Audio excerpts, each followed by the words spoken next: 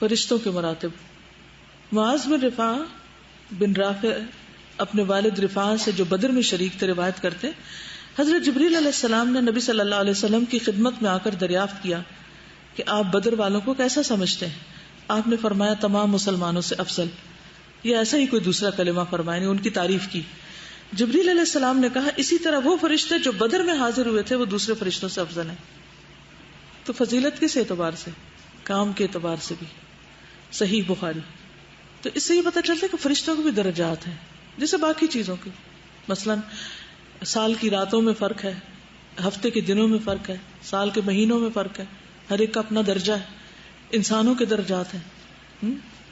تو یہ درجات کس بنیاد پر ہوتے ہیں؟ بعض اوقات ایک تو اللہ نے بنا دیے خلقی درجات ہیں، کسی کو بڑا بنا دی، کسی کو چھوٹا بنا دی. اور ایک ہے انسان کے حقیقی درجات جو اس کے ایمان اور عمل اور اخلاق کی وجہ سے ہوتے ہیں. اور فرشتوں میں بھی ان کی ڈیوٹی کے اعتبار سے. جبریل اور میکائیل کا نام. محمد بن عمر کہتے ہیں مجھ سے علی بن حسین نے فرمایا، یہ اثر جو ہے حسن ہے، مسند احمد میں ہے، کہ جبریل علیہ السلام کا نام عبداللہ اور میکائیل علیہ السلام کا نام عبید اللہ ہے. ٹھیک ہے. فرشتوں کے کام کیا کیا کرتے ہیں کچھ تو آپ پڑھ چکے ہیں نا، کچھ چیزیں تھوڑی سی اور. نمازوں میں شریک ہوتے ہیں، فرض نمازوں میں خاص طور پر. نبی صلی اللہ علیہ وسلم نے فرمایا، صحیح بخاری کی روایت ہے، جب پڑھنے والا آمین کہے تو تم بھی آمین کہو، کیونکہ اس وقت فرشتے بھی آمین کہتے ہیں، اور جس کی آمین فرشتوں کی آمین کے ساتھ ہوتی ہے اس کے پچھلے گناہ معاف کر دیے جاتے ہیں. یعنی نمازوں میں ساتھ شریک ہوتے ہیں، اور امام جب آمین کہتا ہے تو تم بھی کیا کہو؟ آمین. یعنی وہ آخری آیت جو پڑھتا ہے نا وَلَا الضَّالِّينَ، تو پھر آمین کہو. اس میں ایک اور بھی روایت ہے صحیح بخاری کی، نبی صلی اللہ علیہ وسلم نے فرمایا جب امام سمع اللہ لمن حمدہ کہے تو تم اللہم ربنا لک الحمد کہو، کیونکہ جس کا یہ قول فرشتوں کے موافق ہو جائے تو اس کے پچھلے گناہ معاف کر دیے جاتے ہیں. اور آپ کو وہ حدیث بھی یاد ہوگی کہ آپ صلی اللہ علیہ وسلم نے ایک دفعہ نماز کے بعد فرمایا کہ کس نے یہ کلمات کہے ہیں، حمدن کثیرا طیبا مبارکا فی، کیونکہ میں نے دیکھا کہ 30 سے زیادہ فرشتے آگے بڑھے ہیں جو اس کو اٹھانے کے لیے، اللہ کے پاس لے جانے کے لیے. اس کا مطلب ہے کہ نمازوں کے اوقات میں خاص طور پر ان کا ایک جھرمٹ ہوتا ہے، اور وہ اس وقت بھی حافظین واچ کر رہے ہوتے ہیں کہ کیا ہو رہا ہے. ابھی آپ پوچھ رہے تھے نا وہ کیا حفاظت کرتے ہیں، تو اس کی بھی حفاظت کر رہے ہوتے ہیں نا، کیا بولا کسی نے اور اس بول یا اس قول کو کیا مقام دیا جائے. مثلا کوئی اللہ کی محبت کی بات کرتا ہے، اس کا ذکر کرتا ہے، اس کا شکر کرتا ہے، اس کے منہ سے کیا نکلا، اور اگر جھوٹ نکلتا تو کیا ہوتا ہے؟ فرشتے کہاں جاتے ہیں؟ کتنے میل دور چلا جاتا ہے فرشتہ اس بو سے جو جھوٹ بولنے والے کے منہ سے نکلتی، بیزار ہوتے ہیں. تو ایک ان کا پسندیدہ ذکر ہے سبحان اللہ و بحمدہ.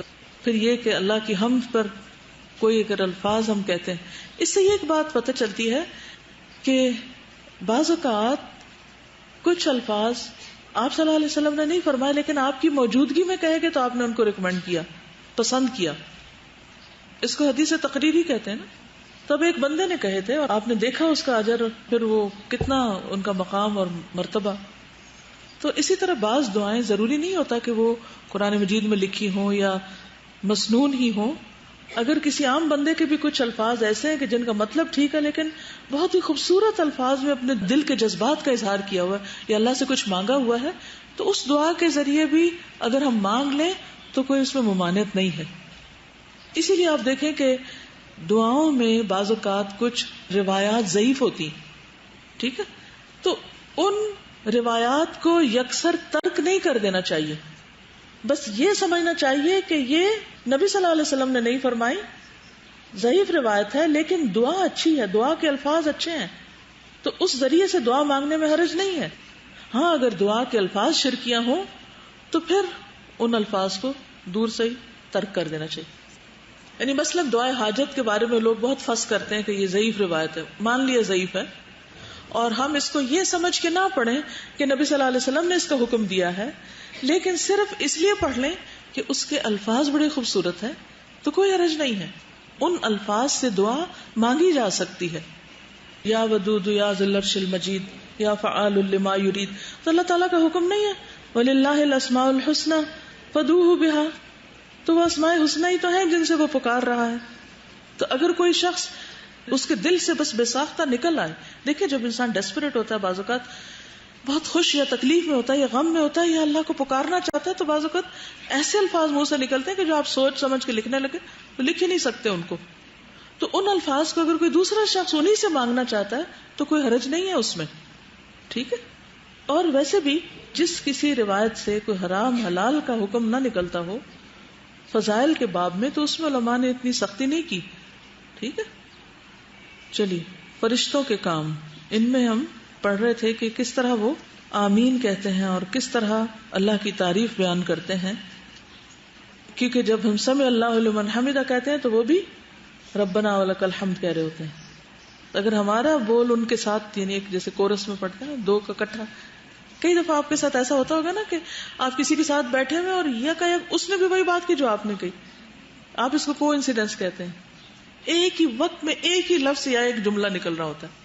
تو اسی طرح ایک ہی وقت میں ایک ہی جملہ آپ کے منہ سے بھی نکلا بے ساختہ، اللہم ربنا لک الحمد، اور فرشتہ بھی بول رہا ہے، تو آپ کا اور اس کا میچ ہو گیا تو گناہ معاف ہو گئے. پھر سحری کے وقت فرشتوں کا مسجد میں نماز پڑھنا. ایک مرتبہ سحری کے وقت حضرت حابس بن سعد تائی رضی اللہ عنہ مسجد میں داخل ہوئے. انہوں نے نبی صلی اللہ علیہ وسلم کو پایا تھا. وہ فرمانے لگے کہ سحری کے وقت مسجد کے اگلے حصے میں فرشتے نماز پڑھتے، یعنی مسجدوں کو خالی نہیں چھوڑتے. سمپل سی بات. نمازی کی قرات سننا.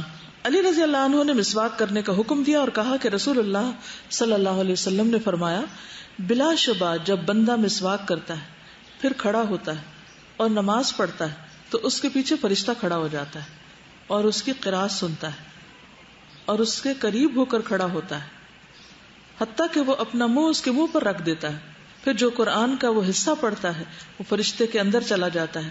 لہذا تم قرآن کے لیے مسواک سے اپنے منہ کو پاک رکھو. یہ صحیح الترغیب والترہیب کی روایت ہے 215. جو بھی پڑھتا ہے، یہاں عورت مرد کی تو بات ہی نہیں کی کہ بندہ کیا جائے، کہ بندہ جب مسواک کرتا ہے، کیونکہ مسواک جو ہے وہ اس سے ویسے بھی نماز کا اجر بڑھ جاتا ہے.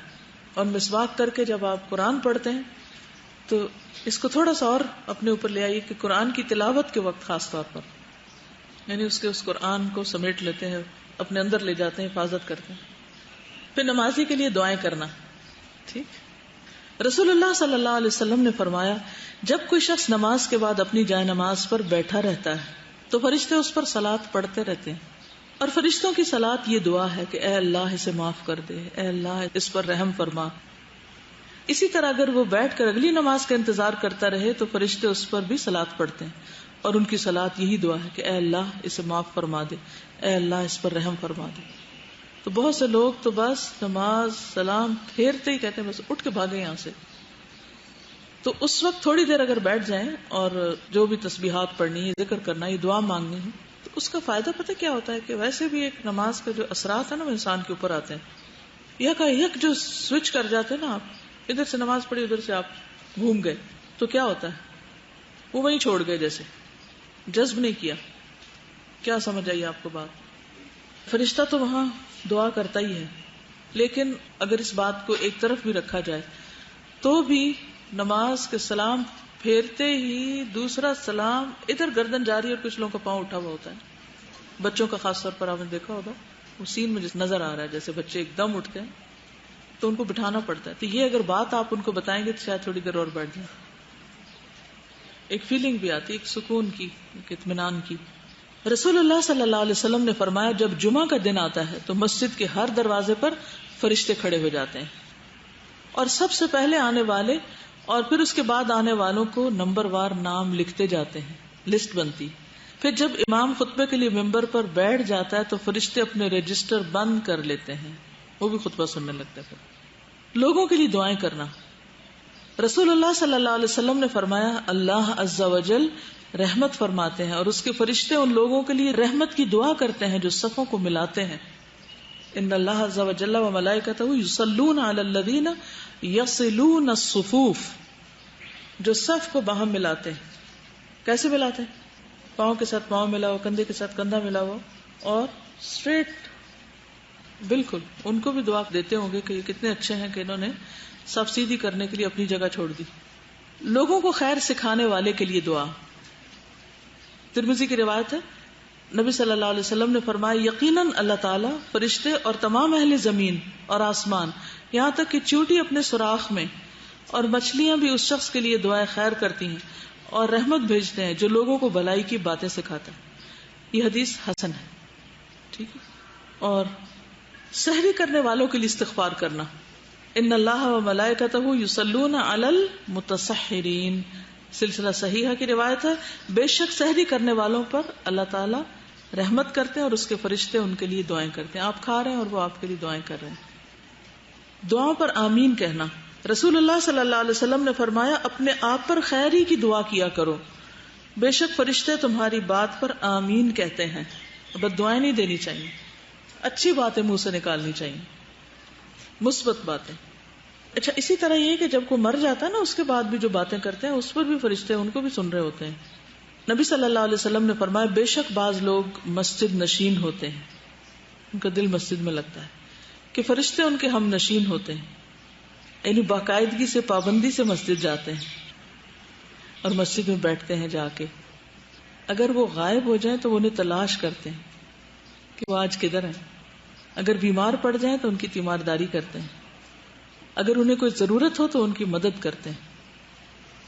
اب اس سے فرشتوں کو پکارنا نہ شروع کر دیں کہ آئے ہماری مدد کریں. مدد اللہ سے مانگے اور وہ بھیج دے گا. فرشتوں کو بھیجنا ہے یا انسانوں کو بھیجنا ہے، جس سے چاہے مدد کرے. ہم چاہتے ہیں کہ ہمارے لیے فرشتے دعائیں کریں تو ایسے کام شروع کر دیں کہ جس سے فرشتے دعائیں کریں. ٹھیک ہے. اگر مسجد والے کے لیے یہ فضیلت ہے تو ہو سکتا ہے جو لوگ روز قرآن پڑھنے آتے ہیں ان کی بھی یہی فضیلت ہو کہ جس دن وہ چھٹی کریں وہ جاتے ہیں گھر دیکھنے کے لیے کدھر ہے. مسجد نشین مسجد میں کیا کرتا ہے؟ یعنی قرآن پڑھتا ہے، ذکر کرتا ہے. تو جو لوگ اللہ کا ذکر کرتے ہیں ظاہر ہے فرشتے ان سے محبت کرتے ہیں، ان کو ڈھانپ لیتے ہیں اور پھر رستے میں ان کے پر بچھاتے ہیں، اپنے پر جھکا لیتے ہیں. لتذع کا ایک معنی ہے نا کہ جھک جاتے ہیں ان کے لیے. اچھا، کچھ فرشتے لوگوں کا جائزہ لیتے رہتے ہیں. رسول اللہ صلی اللہ علیہ وسلم نے فرمایا اللہ کے کچھ فرشتے ایسے ہیں جو زمین پر باری باری آتے ہیں. ان میں سے کچھ فرشتے رات کے اور کچھ دن کے ہیں. یہ فرشتے نماز فجر اور نماز عصر کے وقت اکٹھے ہو جاتے ہیں. پھر جو فرشتے تمہارے درمیان رہ چکے ہوتے ہیں وہ آسمانوں پہ چڑھ جاتے ہیں. اللہ تعالیٰ باوجود یہ کہ ہر چیز جانتا ہے ان سے پوچھتا ہے تم نے میرے بندوں کو کس حال میں چھوڑا، کیا کر رہے تھے میرے بندے. وہ کہتے ہیں جس وقت ہم ان سے جدا ہوئے تب بھی وہ نماز پڑھ رہے تھے اور جب ان کے پاس گئے تب بھی وہ نماز پڑھ رہے تھے. تو یہ ان کے حق میں گواہی ہوتی. کتنا اہتمام کی ضرورت ہے. قضا کر کر کے نہ پڑھیں، اول وقت میں پڑھیں. ایسا نہ ہو کہ وہ چلے جائیں اور آپ بعد میں پڑھ رہے ہیں سورج غروب ہونے کے قریب، جو منافق کی نماز ہوتی ہے ٹکرے مارنے والی. پھر فرشتے لوگوں کو آزماتے بھی ہیں. ابو ہریرہ نے بیان کیا کہ انہوں نے رسول اللہ صلی اللہ علیہ وسلم سے سنا، آپ نے فرمایا کہ بنی اسرائیل میں 3 لوگ تھے. کون کون سے؟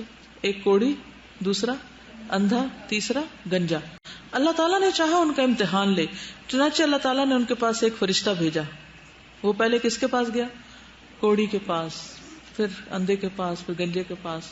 پھر ان سے ان کا حال پوچھا، ان کا مسئلہ پوچھا، پھر پوچھا کیا چاہتے ہو، پھر ان کی مدد کی، اور پھر اس کے بعد دوبارہ ان کے پاس آیا اور ان سے کہا کہ مجھے اللہ کے نام پر کچھ دو.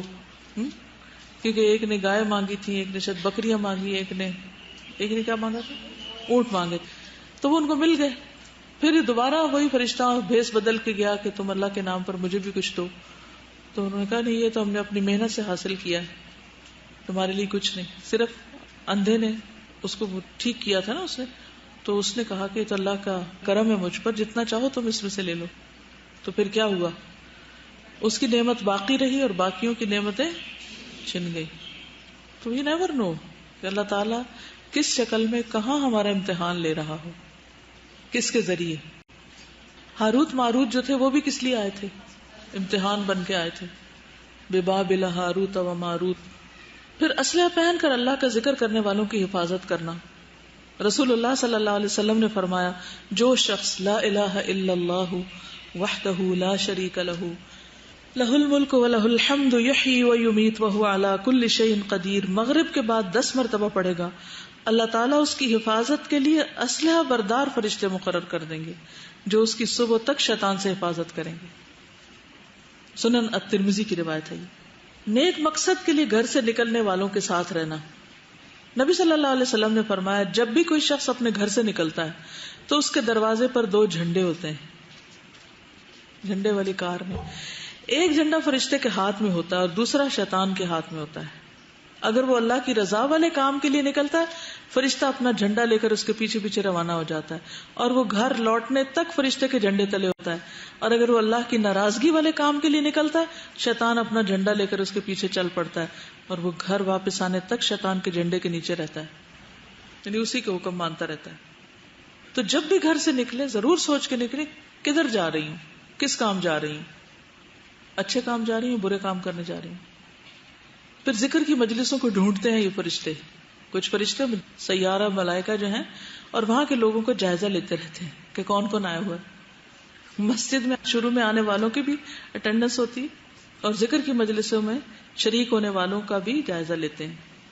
وہ لمبی حدیث ہے نا جو بخاری میں ہی آتی ہے. رسول اللہ صلی اللہ علیہ وسلم نے فرمایا کہ اللہ کے کچھ فرشتے ہیں جو راستوں میں پھرتے رہتے ہیں اور اللہ کا ذکر کرنے والوں کی تلاش میں رہتے ہیں. پھر جہاں وہ کچھ ایسے لوگوں کو پا لیتے ہیں جو اللہ کا ذکر کر رہے ہوتے ہیں تو وہ ایک دوسرے کو آواز دیتے ہیں, آؤ ہمارا مطلب حاصل ہو گیا. پھر وہ پہلے آسمان تک اپنے پروں سے ان پر امٹتے رہتے ہیں, اوپر تک جھنڈ. پھر مجلس ختم ہونے پر اپنے رب کی طرف چلے جاتے ہیں. ان کا رب ان سے پوچھتا ہے حالانکہ وہ بندوں کو متعلق خوب جانتا ہے, میرے بندے کیا کہتے تھے؟ وہ جواب دیتے ہیں تیری تسبیح پڑھتے تھے, تیری کبریائی بیان کرتے تھے, تیری حمد کرتے تھے, تیری بڑائی بیان کرتے تھے. وہ پوچھتا ہے کیا انہوں نے مجھے دیکھا؟ وہ جواب دیتے ہیں نہیں, اللہ کی قسم انہوں نے تجھے نہیں دیکھا. اس پر اللہ تعالیٰ فرماتے ہیں پھر ان کا اس وقت کیا حال ہوتا ہے جب وہ مجھے دیکھے ہوئے ہوتے, پھر کیسی تسبیح کرتے؟ وہ جواب دیتے ہیں اگر وہ تیرا دیدار کر لیتے تو تیری عبادت اور بھی زیادہ کرنے والے ہوتے, تیری بڑائی سب سے زیادہ بیان کرتے, تیری تسبیح سب سے زیادہ کرتے. پھر اللہ تعالیٰ دریافت کرتا ہے وہ مجھ سے کیا مانگتے ہیں؟ فرشتے کہتے ہیں وہ جنت مانگتے ہیں. اللہ تعالیٰ پوچھتا ہے کیا انہوں نے جنت کو دیکھا ہے؟ فرشتے کہتے ہیں اے رب انہوں نے جنت کو نہیں دیکھا. اللہ تعالیٰ پوچھتے ہیں اگر اس وقت کیا حال ہو اگر وہ جنت کو دیکھ لیں؟ فرشتے جواب دیتے ہیں اگر انہوں نے جنت کو دیکھا ہوتا تو اس سے بھی زیادہ اس کے خواہش مند ہوتے, یعنی اس کو حاصل کرنے کا شوق اور بڑھ جاتا, سب سے بڑھ کر اس کے طلبگار ہوتے. پھر اللہ تعالیٰ پوچھتا ہے وہ کس چیز سے پناہ مانگتے ہیں؟ فرشتے جواب دیتے ہیں دوزخ سے. اللہ تعالیٰ پوچھتے ہیں کیا انہوں نے جہنم کو دیکھا ہے؟ وہ جواب دیتے ہیں نہیں واللہ انہوں نے جہنم کو نہیں دیکھا. اللہ تعالیٰ فرماتے پھر اگر انہوں نے جہنم کو دیکھا ہوتا تو کیا حال ہوتا؟ وہ جواب دیتے ہیں اگر دیکھا ہوتا تو اس سے بچنے میں سب سے آگے ہوتے اور سب سے زیادہ اس سے خوف کھاتے. اس پر اللہ تعالیٰ فرماتا ہے میں تمہیں گواہ بنا کے کہتا ہوں کہ میں نے ان کی مغفرت کی. نبی صلی اللہ علیہ وسلم نے فرمایا اس پر ان میں سے ایک فرشتے نے کہا کہ ان میں فلاں بھی تھا جو ان ذاکرین میں سے نہیں تھا, وہ ایسے بس بیٹھا رہا وہاں, بلکہ وہ کسی ضرورت سے آ گیا. اللہ تعالیٰ فرماتے ہیں یہ وہ لوگ ہیں جن کی مجلس میں بیٹھنے والا بھی نامراد نہیں رہتا, یعنی کچھ نہ کچھ تو اس نے بھی پایا ہوگا تو اس کو بھی بخش دیا جاتا ہے. پھر تلاوت قرآن کو بہت شوق سے سنتے ہیں, اس لیے اونچی آواز سے تلاوت کیا کریں. اسید بن حزیر کہتے ہیں کہ رات کے وقت وہ سورۃ البقرہ کی تلاوت کر رہے تھے, ان کا گھوڑا ان کے پاس ہی بندھا ہوا تھا. اتنے میں گھوڑا بدکنے لگا تو انہوں نے تلاوت بند کر دی, گھوڑا بھی رک گیا. پھر تلاوت شروع کی, گھوڑا پھر بدکنے لگا. اس مرتبہ بھی انہوں نے تلاوت بند کر دی تو گھوڑا خاموش ہو گیا. تیسری مرتبہ پھر انہوں نے کیا تو پھر گھوڑا بدکا.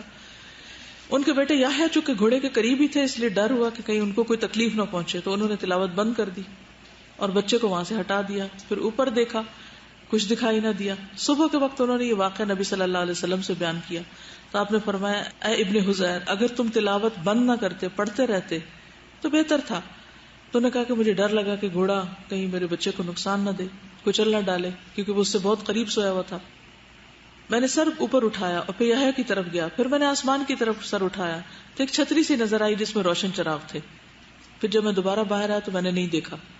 اچھا اس میں یہ ہے کہ تلاوت جب بند کر دی اور پھر دیکھا تو کچھ نہیں تھا, یعنی جب بیچ کے وقفے تھے نا اس میں نظر آ رہا تھا, اور وہ ایک چھتری سی نظر آئی جس میں چراغ تھے. میں دوبارہ باہر آیا تو نہیں دیکھا. فرمایا تمہیں معلوم بھی ہے وہ کیا تھا؟ اسید نے کہا جی نہیں. فرمایا تلک الملائکہ دنت لصوتک ولو قرأت لاصبحت ينظر الناس الیہا لا تتوارى منهم. یہ فرشتے تھے جو تمہاری آواز سننے کے لیے قریب ہوئے تھے. اگر تم رات بھر پڑھتے رہتے تو صبح تک اور لوگ بھی انہیں دیکھ سکتے, وہ لوگوں سے چھپ نہ سکتے, یعنی اتنا فائدہ ہوتا. لیکن اللہ کی حکمت یہی تھی. پھر باوضو سونے والے کے ساتھ رات گزارنا فرشتے کا اور اس کے لیے دعائیں کرنا. رسول اللہ صلی اللہ علیہ وسلم نے فرمایا جو باوضو رات کو سوتا ہے اس کے بستر میں فرشتہ رات گزارتا ہے. جب بھی وہ رات کی کسی گھڑی میں نیند سے بیدار ہوتا ہے تو فرشتہ کہتا ہے اللہ اپنے فلاں بندے کو معاف کر دے, یعنی اس بندے کو معاف کر دے. اس لیے کہ یہ باوضو سویا ہے. تو ڈر بھی نہیں لگتا, اکیلے بھی ہو تو کوئی خوف نہیں آتا. صبر کرنے والوں کا ساتھ دینا. نعمان بن مقرن کہتے ہیں کہ رسول اللہ صلی اللہ علیہ وسلم کی موجودگی میں ایک آدمی نے دوسرے کے ساتھ تلخ کلامی کی. وہ دوسرا آدمی علیہ السلام ہی کہتا رہا. رسول اللہ صلی اللہ علیہ وسلم نے فرمایا تم دونوں کے درمیان ایک فرشتہ موجود ہے. یہ شخص جب بھی تمہیں برا بھلا کہتا ہے تو وہ تمہارا دفاع کرتا ہے اور اسے جواب دیتا ہے کہ تم ہی ایسے ہو, تم ہی اس کے زیادہ حقدار ہو, یعنی جو تم دوسرے کو کہہ رہے ہو. جب دوسرا شخص علیہ السلام کہتا ہے تو فرشتہ کہتا ہے نہیں بلکہ تم پر سلامتی ہو, تم اس کے زیادہ حقدار ہو. تو پھر جھگڑے کے وقت فرشتے اترتے بھی ہیں. ایک بار رسول اللہ صلی اللہ علیہ وسلم کہیں تشریف فرماتے, آپ کے ساتھ صحابہ بھی تھے. ایک شخص نے ابوبکر کے بارے میں زبان درازی کی اور انہیں اذیت دی تو ابوبکر خاموش رہے. پھر دوسری بار کیا تو وہ بھی چپ رہے. تیسری بار جب تکلیف دی تو ابوبکر نے جواب میں کچھ کہہ دیا. جو ہی جواب دیا تو حضور صلی اللہ علیہ وسلم اٹھ کھڑے ہوئے اور ابوبکر نے کہا یا رسول اللہ کیا آپ ناراض ہو گئے؟ یہ مجھے کچھ کہہ رہا تھا تو آپ مسکرا رہے تھے اور اب میں نے جواب دیا تو آپ چل دیے. فرمایا آسمان سے ایک فرشتہ نازل ہوا ہے, وہ اس تکلیف پہنچانے والے کی تکذیب کرتا رہا جب تک تم نے اسے جواب دیا. جب تم نے جواب دیا تو درمیان میں شیطان آ گیا. جب شیطان آ پڑے تو میں وہاں بیٹھنے والا نہیں. تو اس لیے کوئی شخص آپ کو گالی گلوچ کر رہا ہو, ڈانٹ ڈپٹ کر رہا ہو, برا بلا کہہ رہا ہو تو صبر سے کام لینا چاہیے. اچھا, پھر اسی طرح بعض اوقات آپ کسی کو سلام کرتے وہ جواب نہیں دیتے, پھر کیا ہوتا ہے آپ کو؟ نہیں, آپ کو کیا ہوتا ہے اس وقت؟ بہت برا لگتا ہے, دل ٹوٹ جاتا ہے کہ میرے سلام کا ہی جواب نہیں دیا اس نے. لیکن آپ کو بالکل برا نہیں لگنا چاہیے, اس لیے کہ اس سے بہتر کسی نے جواب دے دیا. رسول اللہ صلی اللہ علیہ وسلم نے فرمایا کسی مسلمان کے لیے جائز نہیں کہ 3 دن سے زیادہ آپ کسی مسلمان بھائی سے قطع تعلق کرے. اگر ان میں سے کسی نے دوسرے کو سلام کیا لیکن اسے جواب نہ دیا تو سلام کرنے والے کو فرشتے جواب دیں گے اور رد کرنے والے کو شیطان, یعنی جس نے نہیں دیا اس کے ساتھ شیطان ہے. پھر ایمان والوں کے لیے دعائیں کرتے ہیں. ابھی آپ نے کتاب میں بھی پڑھا کیا دعائیں کرتے ہیں, اور کون سے فرشتے دعائیں کرتے ہیں آپ کو پتا؟ حاملین عرش الذین یحملون العرش ومن حوله یسبحون بحمد ربهم ویؤمنون به ویستغفرون للذین آمنوا ربنا وسعت كل شیء رحمتا وعلما فاغفر للذین تابوا واتبعوا سبیلک وقهم عذاب الجحیم ربنا وادخلهم جنات عدن التي وعدتهم ومن صلح من آبائهم وازواجهم وذرياتهم انك انت العزیز الحکیم وقهم السیئات. ساری دعا بہت اچھی, لیکن یہ حصہ جو ہے نا وقهم السیئات, اللہ ان کو آئندہ بھی برائیوں سے بچا لے. ومن تق السیئات یومئذ فقد رحمتہ وذلک هو الفوز العظیم. جو برائیوں سے بچ گیا اس پہ تو نے رحم کر دیا, اور یہی اصل میں سب سے بڑی کامیابی. ایمان والوں کے دوست ہوتے ہیں اور ان کا حوصلہ بڑھاتے ہیں. کوئی آیت یاد ہے؟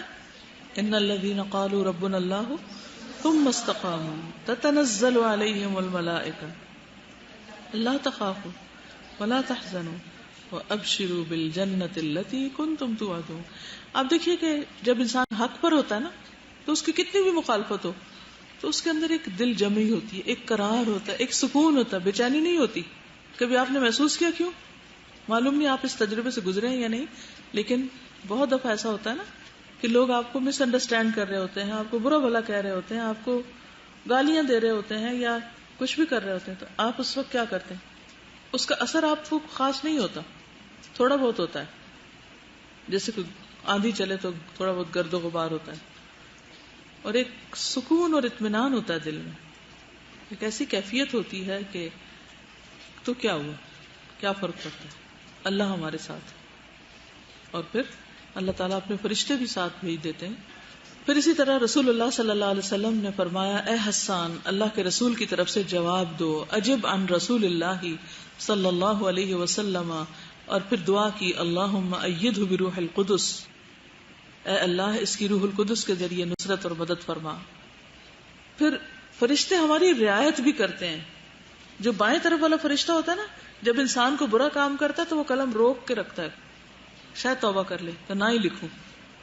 گناہگار مسلمان سے 6 گھڑیاں وہ فرشتہ قلم اٹھائے رکھتا ہے. اب یہ گھڑیاں کتنی ہیں اللہ عالم کہ ان کا کیا ٹائم ہو, یعنی کہ گھڑیوں سے مراد 6 سیکنڈ ہیں, 6 منٹ ہیں, گھنٹے ہیں, کتنا ہے, لیکن وہ نہیں لکھتے، روکے رکھتے ہیں. اگر وہ شرمندہ ہو جائے اس دوران اور توبہ کرنے لگے تو وہ لکھتے ہی نہیں، ورنہ ایک گناہ لکھ لیتے ہیں. پھر اسی طرح ہماری حکمت و دانائی بڑھانے میں بھی مددگار ہوتے ہیں. رسول اللہ صلی اللہ علیہ وسلم نے فرمایا ہر آدمی کے سر میں حکمت اور دانائی ہوتی ہے جو فرشتے کے ہاتھ میں ہوتی ہے، یعنی اس کا کنٹرول یا ریموٹ کنٹرول. جو بندہ عاجزی اختیار کرتا ہے، یعنی ہمبل ہوتا ہے، متحمل مزاج ہوتا ہے، ٹھہرا ہوا ہوتا ہے، غصہ نہیں جلدی کرتا کیونکہ شیطان کی طرف سے ہوتا ہے نا غصہ، تو فرشتے سے کہا جاتا ہے کہ اس کی حکمت اور دانائی کو بلند کر دے، ریز دا لیول آف حکمت. اور جب وہ تکبر کرتا ہے، اپنے آپ کو بڑی چیز سمجھتا ہے کہ میں ہی سب عقل کل ہوں، تو فرشتے کو کہا جاتا ہے کہ اس کی حکمت اور دانائی کو پست کر دے. تو پھر کیا ہوتا ہے، انسان حماقت میں، بے وقوفی میں ایسے ایسے کام کر جاتا ہے جس سے خود کو بھی نقصان دیتا ہے اور دوسروں کو بھی، جو بھی اس کے متعلقین ہوتے ہیں. کتنی اہم بات ہے یہ. اور بعض اوقات ہم چھوٹی چھوٹی باتوں پر فلیئر اپ ہو جاتے ہیں، آپ پہ سے باہر ہو جاتے ہیں، ایک دم چیخ پڑتے ہیں، تو اس چیخنے سے مسئلہ حل ہو جاتا ہے. فرشتے پاس آ جاتے ہیں آپ کو دلاسا دینے. کیا ہوتا ہے، فرشتے تو پرے چلے جاتے ہیں اور شیطان ضرور آ جاتا ہوگا. یؤتی الحکمت من یشاء ومن یؤت الحکمت فقد اوتی خیرا کثیرا. تو اللہ کے اذن سے پھر اضافہ ہوتا ہے اس میں. اس کے لیے کیا چاہیے کہ ہم سب چاہتے ہیں نا اللہ ہم کو حکمت دے دے، تو کیا کرنا چاہیے پھر؟ صبر اور ٹھہراؤ. وہ جب ایک وفد آیا تھا نا آپ کے پاس، تو ان کا ایک لیڈر جو تھا الاشج، آپ صلی اللہ علیہ وسلم فرمایا کہ تم میں 2 کوالٹیز ایسی ہیں جو اللہ تعالیٰ کو بہت پسند ہے، اور اس میں سے ایک کیا تھا؟ حلم. اور ایک اور جگہ پر آتا ہے کہ انما الحلم بالتحلم. حلم جو ہے وہ علم اختیار کرنے سے آتا ہے، ایکوائر کرنا پڑتا ہے اس کو، یعنی اس کے لیے آپ کو اسٹرگل کرنی پڑتی، کوشش کرنی پڑتی، ٹھہرانا پڑتا ہے، آپ کو روکنا پڑتا ہے. کنٹرول آسان ہو جاتا ہے کیونکہ آپ کو پتا ہے کہ کوئی ہے ادھر جو دیکھ رہا ہے اور مجھے ان کی حمایت حاصل ہے، چاہے سارے لوگ میرے خلاف ہو جائیں. دیکھیے اگر یہ یاد رہے نا، وَمَن يُؤْتَ الْحِكْمَةَ فَقَدْ أُوتِيَ خَيْرًا كَثِيرًا، خَيْرًا كَثِيرًا، کہ خیر کثیر ملے گی مجھے. جب اس ریوارڈ کے اوپر نظر ہو نا خیرن کثیرہ پہ، تو آپ دیکھیے کہ انسان کے لیے پھر صبر کرنا، دوسرے کی بے وقوفی کو برداشت کرنا آسان ہو جاتا ہے کہ مجھے خیر کثیر ملنے والی ہے. اور انسان خیر کثیر سے محروم کب ہو جاتا ہے؟ خیر کثیر ملنے والی ہوتی ہے، لیکن انسان جیسے نبی صلی اللہ علیہ وسلم اپنے گھر سے نکلے کہ لوگوں کو بتائیں کہ ليلۃ القدر کس دن ہے، تو دیکھا کہ 2 لوگ جھگڑ رہے ہیں، تو آپ سے اٹھا لی گئی. اب ہم تسلی تو دیتے ہیں اپنے آپ کو کہ اسی میں بلائی ہے، زیادہ رہتے ہیں، عبادت کر لیتے ہیں وغیرہ وغیرہ، لیکن اگر پتہ چل جاتا تو پھر اور اچھا تھا نا، پھر کبھی مس ہی نہ ہوتی، تو ایک محرومی تو ہو گئی نا. پھر اسی طرح استغفار کرنے پر بھی فرشتہ مامور ہوتا ہے. رسول اللہ صلی اللہ علیہ وسلم نے فرمایا جب کوئی شخص اپنے کسی مسلمان بھائی کی عیادت کرتا ہے تو جنت کے باغات میں چلتا ہے یہاں تک کہ بیٹھ جائے، اس کے بیٹھنے پر اللہ کی رحمت اسے ڈھانپ لیتی ہے. پھر اگر صبح کو جائے تو شام تک 70,000 فرشتے اس کے لیے دعائیں مغفرت کرتے رہتے ہیں، اور شام کو جائے تو صبح تک 70,000 فرشتے اس کے لیے دعائیں مغفرت کرتے رہتے ہیں. مدینہ کی حفاظت پہ مامور فرشتے. نبی صلی اللہ علیہ وسلم نے فرمایا اس ذات کی قسم جس کے علاوہ کوئی معبود نہیں، مدینہ منورہ کا کوئی تنگ یا کشادہ وادی اور پہاڑ ایسا نہیں جس پر قیامت تک کے لیے تلوار سونتا ہوا فرشتہ مقرر نہ ہو. دجال اس شہر میں داخل ہونے کی طاقت نہیں رکھتا. اس لیے کیفیت ہی بدل جاتی ہے ایسی جگہوں پہ جا کے. اتنی امن کی، یعنی ایسی کیفیت ریلیکسیشن کی ہوتی ہے کہ انسان بتا ہی نہیں سکتا، ورڈز ہیں ہی نہیں اس کو ڈسکرائب کرنے کے لیے. بے فکر، بے خوف، رات کو نکل جائیں، دن کو نکل جائیں. پھر عیسیٰ علیہ السلام کو زمین پہ لانے والے بھی فرشتے ہوں گے. حضرت عیسیٰ ابن مریم کو اللہ تعالیٰ بھیجے گا اور سفید مینار پر دمشق کے مشرق کی جانب اتریں گے. وہ زرد کپڑے پہنے ہوئے، زعفران میں جیسے رنگے ہوئے ہوں گے، اور اپنے دونوں ہاتھ فرشتوں کے بازوؤں پر رکھے ہوئے ہوں گے، ان کے سہارے سے اتریں گے. اڑا کے لا رہے ہوں گے شاید، جیسے جہاز ہوتا ہے، اللہ عالم۔ غزوات میں شرکت کرنا فرشتوں کا ایک ٹاپک ہے۔ حضرت علی سے مروی ہے کہ مجھے اور ابو بکر رضی اللہ عنہ کو غزوہ بدر کے موقع پر بتایا گیا کہ آپ میں سے ایک کے ساتھ جبریل اور دوسرے کے ساتھ میکائیل ہیں، اور اسرافیل بھی ایک عظیم فرشتہ ہے جو جنگ میں شامل ہوتے ہیں۔ یہ مسند احمد کی روایت ہے۔ فرشتے کا چابک مارنا۔ ابن عباس رضی اللہ عنہ کہتے ہیں کہ جنگ بدر کے دن جب ایک مسلمان ایک مشرک کا تعاقب کر رہا تھا، آگے بھاگا جا رہا تھا، تو اچانک اس مسلمان نے مشرک پر پڑتے ہوئے چابک کی آواز سنی، جیسے کو مار رہا اس کو۔ پھر اس نے ایک سوار کی آواز سنی جو یہ کہہ رہا تھا، حیزوم آگے بڑھ۔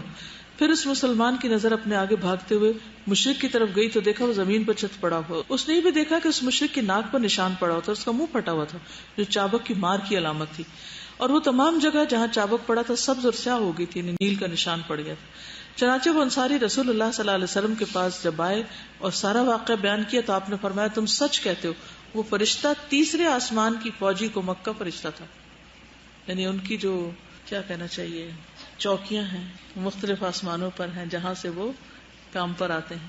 پھر انسانوں کے حق میں سفارش۔ نبی صلی اللہ علیہ وسلم نے فرمایا قیامت کے دن لوگوں کو پل صراط پر سوار کیا جائے گا، وہ اس کے دونوں کناروں سے اس طرح جہنم میں گریں گے کہ جیسے شمع کے پروانے گرتے ہیں، لیکن اللہ تعالیٰ جسے چاہے گا اپنی رحمت سے نجات دے۔ پھر نبیوں اور فرشتوں اور شہیدوں کو سفارش کی اجازت ملے گی، چنانچہ وہ کئی مرتبہ سفارش کریں گے۔ مومن کی موت کے وقت آنے والے مستعد فرشتے۔ نبی صلی اللہ علیہ وسلم نے فرمایا بندہ مومن جب دنیا سے رخصتی اور سفر آخرت پر جانے کے قریب ہوتا ہے تو اس کی طرف آسمان سے روشن چہروں والے فرشتے آتے ہیں۔ اسی لیے بعض لوگ کہتے ہیں نا وہ مہمان آئے ہیں، گھر بھرا ہوا ہے، اور ایسے مرنے والے اس طرح کی باتیں کرتے ہیں، اور یہ ایک نہیں کئی دفعہ آپ نے سنا ہوگا۔ گویا کہ ان کے چہرے سورج کی طرح، ان کے پاس جنت کا کفن اور جنت کی حنوط ہوتی، خوشبو، تا حد نگاہ وہ بیٹھ جاتے ہیں ہر طرف۔ پھر ملک الموت آ کر اس کے سرہانے بیٹھ جاتے ہیں اور کہتے ہیں اے نفس مطمئنہ، اللہ کی مغفرت اور خوشنودی کی طرف چلو۔ چنانچہ اس کی روح اس طرح بہہ کے نکل جاتی جیسے مشکیزے کے منہ سے پانی کا قطرہ بہہ جاتا ہے۔ کبھی آپ یہ بوٹل ہوتی ہے نا، اس کا تجربہ کر کے دیکھیں، سارے پانی پی لیتے ہیں نا، پھر جب آخری قطرہ ہوتا ہے نا تو اگر آپ یوں دیکھیں نا تو ایک دم لڑک کے گر جاتا ہے۔ تو اسی طرح جان آخر میں یوں بس بہہ کے نکل جاتی ہے۔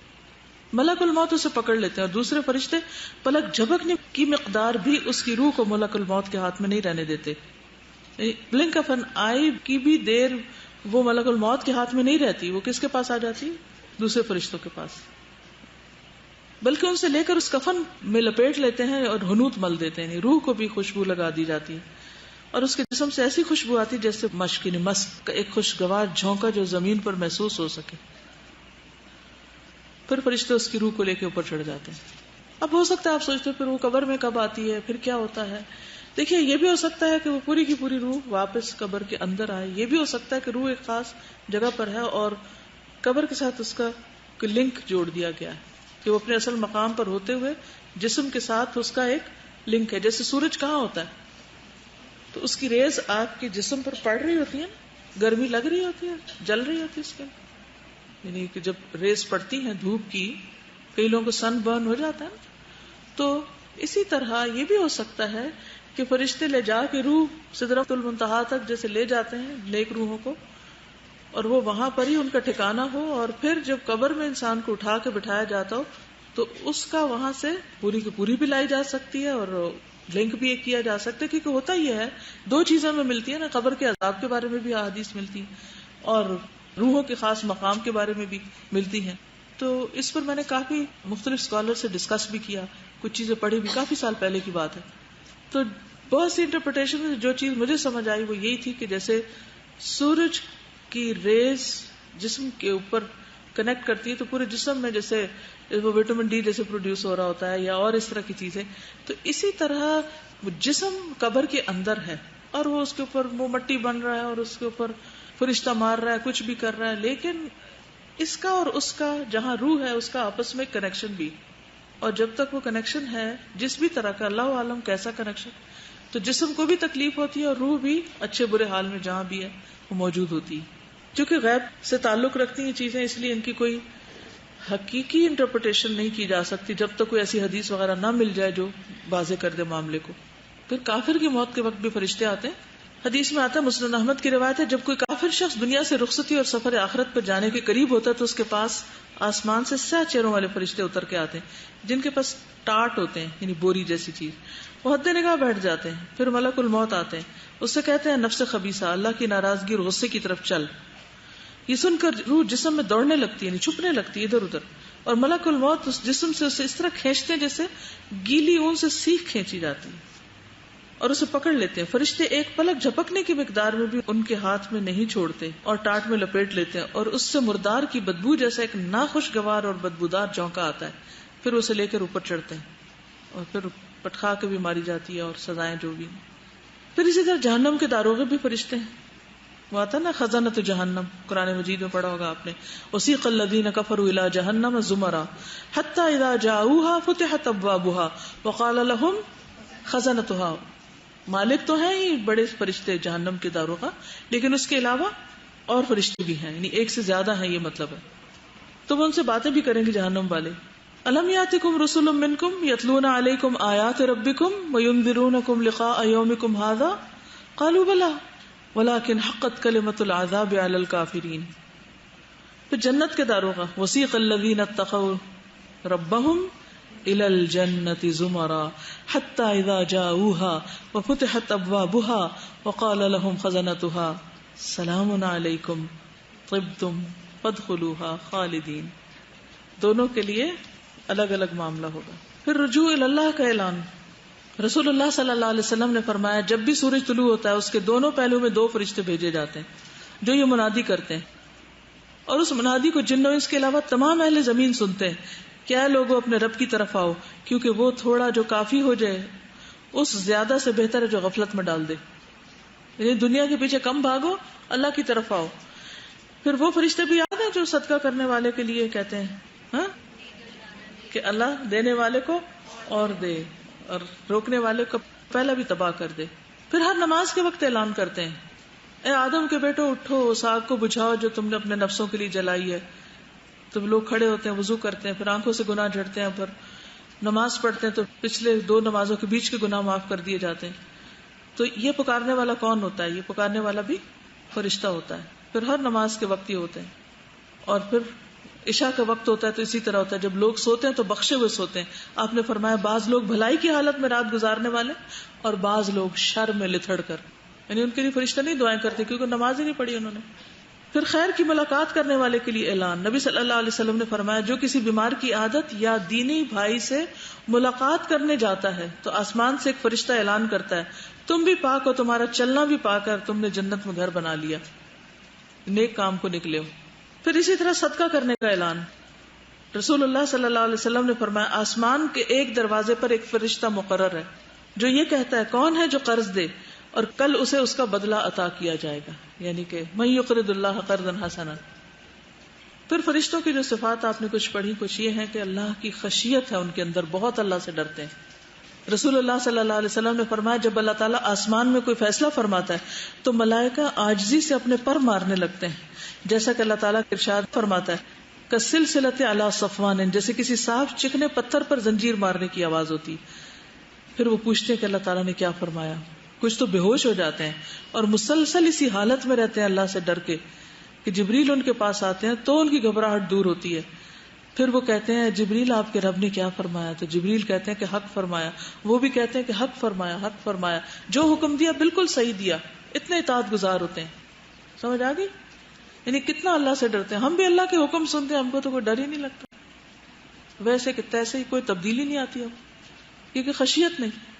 تو اصل عالم کون ہوتا ہے؟ جس کے اندر اللہ کا ڈر آئے، کیونکہ اللہ کا ڈر انسان کو ہر برائی سے روک لیتا ہے اور خیر اور بھلائی کے دروازے کھل جاتے ہیں.